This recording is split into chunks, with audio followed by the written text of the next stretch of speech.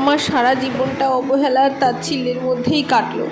বন্ধু বান্ধব মা বাবা সবাই ভালো আছে, আমাকে কেউ কারোর জীবনে প্রয়োজন বলেই মনে করে না। তাই আমি অপ্রয়োজনীয় যে নিজেকে আত্মহননের করার পথ বেছে নিলাম। আমার মৃত্যুর জন্য কেউ দায়ী নয়, ইতি জীবন।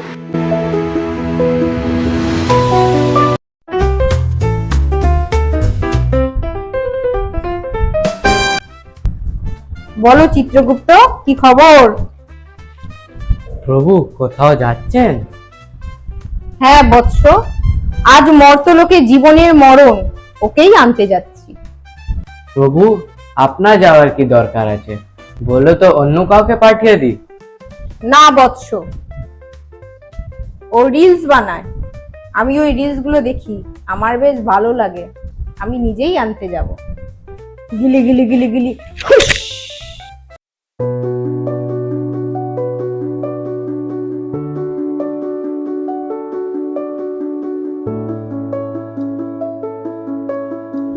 এটা নিয়ে নে।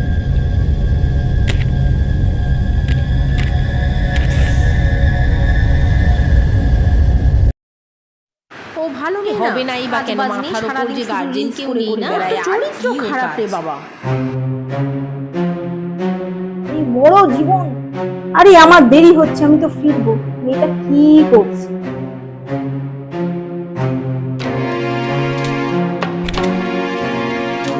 জীবন, আপনি কে?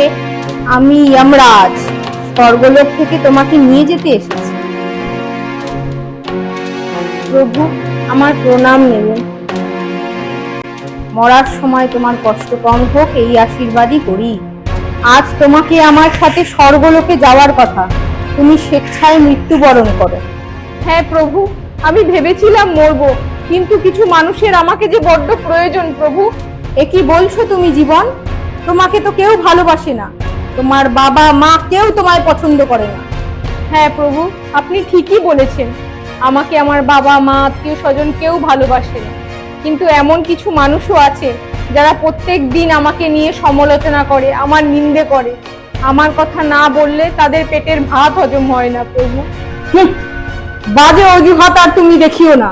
মেডিসিন শপে প্যান্ট্যাক, প্যান 40, প্যান ডি, ড্যান্টাক, অনেক মেডিসিন আছে হজমের জন্য, আমিও খাই। তোমাকে ওদের কথা চিন্তা করতে হবে না, ওরা মেডিসিন খাবে। আপনি ঠিকই বলেছেন, মেডিসিন খেলে হজম হবে, কিন্তু আপনি এটা জানেন না মেডিসিনের যে সাইড ইফেক্ট আছে। কিন্তু আমার কথা বলে ওদের পেটের ভাত হজম হবে, আমার কথায় কিন্তু কোনো সাইড ইফেক্ট নেই। তাই ওদের মুখ চেয়ে প্রভু আমি মরতে পারলাম না, আমাকে ক্ষমা করুন প্রভু, আমাকে ক্ষমা করুন। ঠিক আছে, তোমার কষ্ট আমি বুঝলাম। তাহলে এই কথা রইল, যে তোমার সমালোচনা করে আগে তাকে তুলবো, তারপর তোমাকে নিতে আসবো। তখন তো আমার সঙ্গে যেতে তোমার কোনো আপত্তি নেই। আমি চললাম জীবন, আবার আসবো।